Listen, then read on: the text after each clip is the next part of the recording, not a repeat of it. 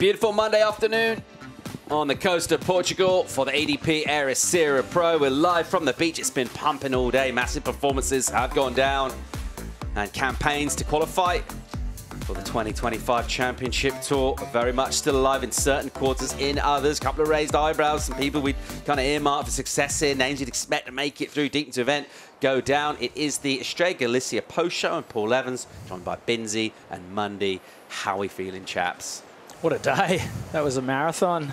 We thought that the high tide might have come and wiped everything out through the middle of the day. Wasn't to be. The surf just kept pulsing and action from start to finish. Monday score from the day from you. Would you rate it out of 10?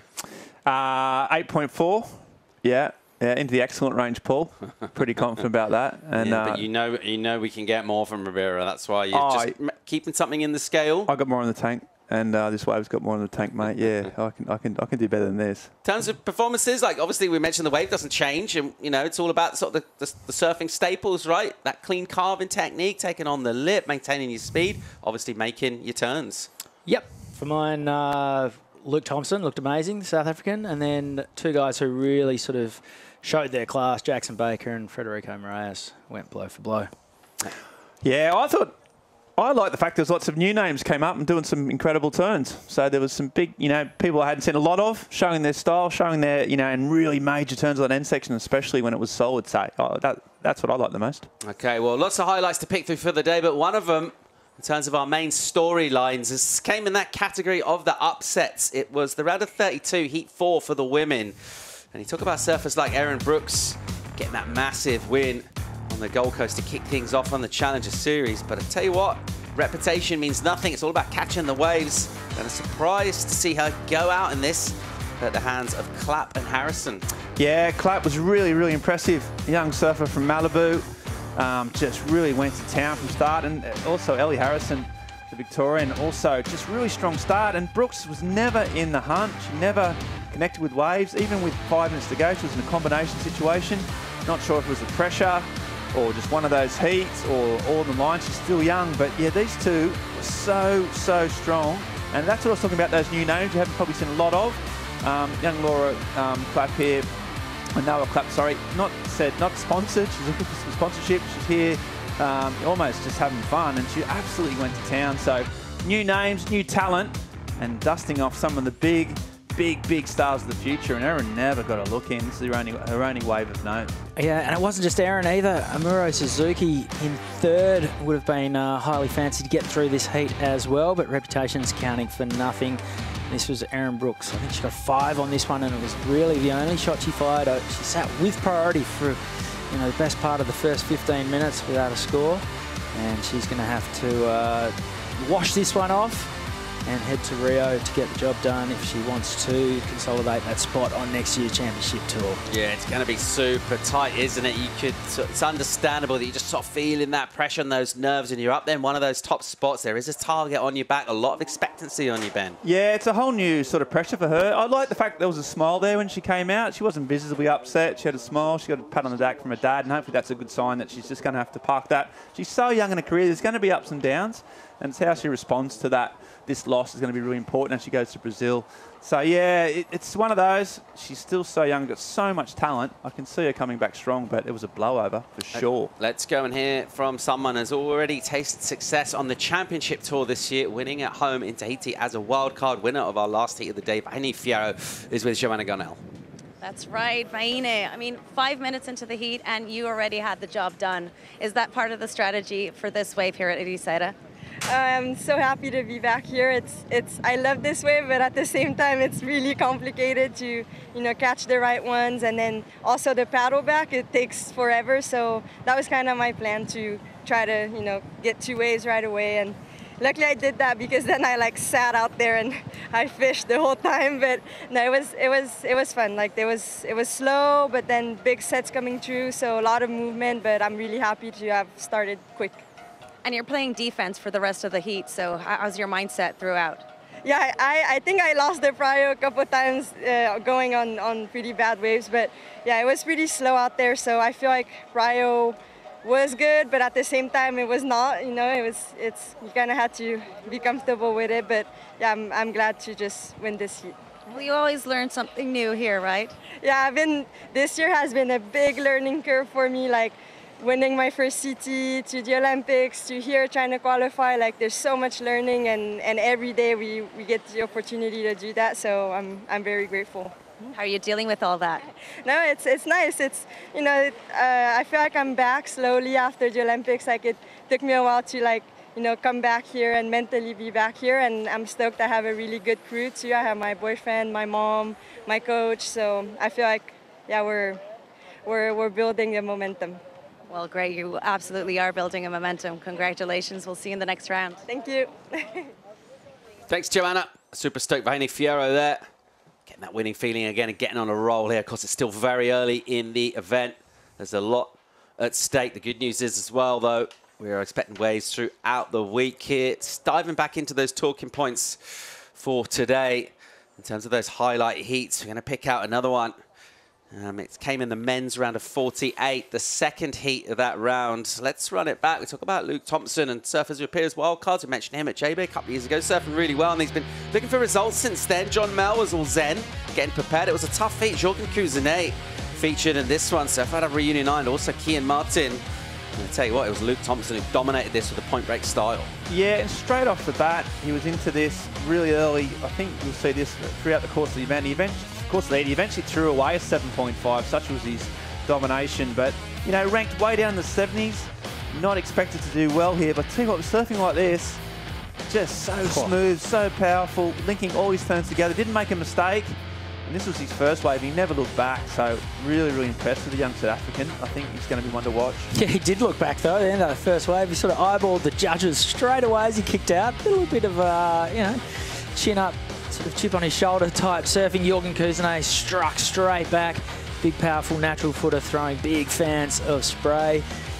And, yeah, it was a very tightly fought affair, this one. As we saw Luke Thompson in action, that was a huge hammer turn from the South African. He was just surfing with no weight on his shoulders whatsoever, really fluently and freely, and letting his surfing do the talking. Some of the bottom-end turns, just the spray coming off his fins as he drove around those sections. Not many surfers were doing that. None were doing that cleanly. And, yeah, he was on fire.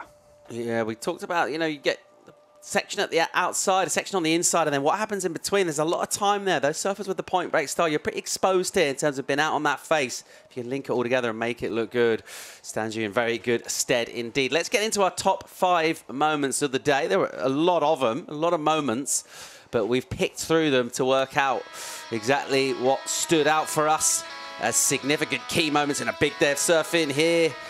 And Caua, the Olympic champion, the gold medalist, and he was in the very first heat of the men's round. All eyes on him. He's looking for a big performance. Didn't go his way.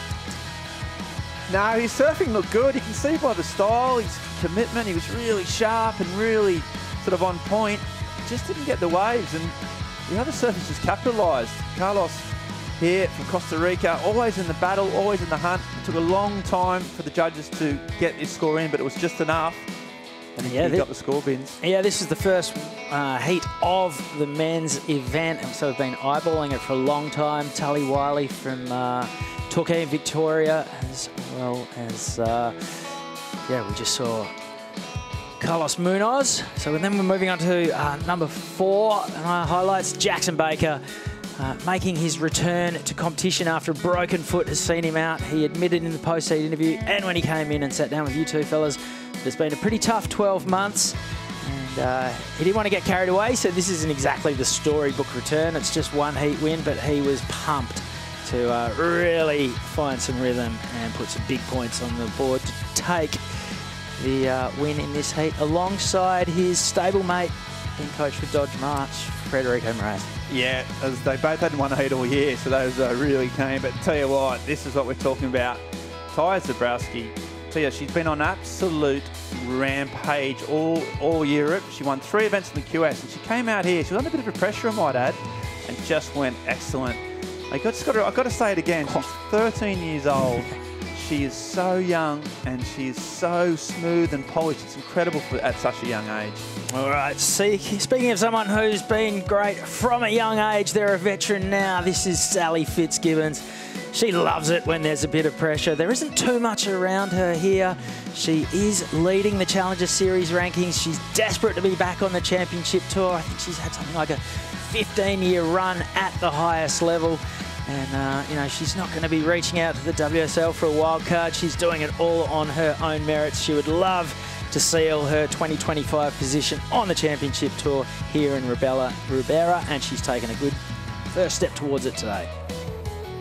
Yeah, we already talked about this man, but Luke Thompson, his surfing deserves another look. He was just so smooth. Yeah, the highest heat total of the day. As we said, throwing away sevens, which was kind of unheard of today.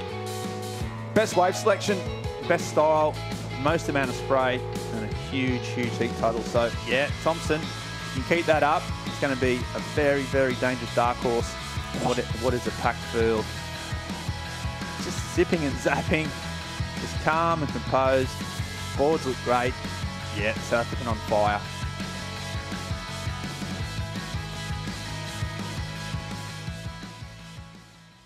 Luke Thompson there with our #1 moment. A brilliant performance from him, representing a strong South African contingent in terms of talent. And he's not had a great season, but he's absolutely delighted to just get that performance in as well. And who knows what could happen. Still 2 events to go. What are you feeling on Wave of the Day? Who do you fancy Wave of the Day, chaps? I mean, I know you've got it written on your script, but let's work with me here. Who do you think did well? I thought, well, Luke Thompson obviously did well, but we've seen him a few times. I think Ty Zabrowski was another advantage we just saw. So between those two, Paul, maybe? Am I right? Am I right? Yeah, you're spot on, Ben. I'm really wrong. TT Zabrowski, 13-year-old out of France by way of Tahiti. And she has been winning everything there is to win in Europe this summer. She's been absolutely dominant in competition.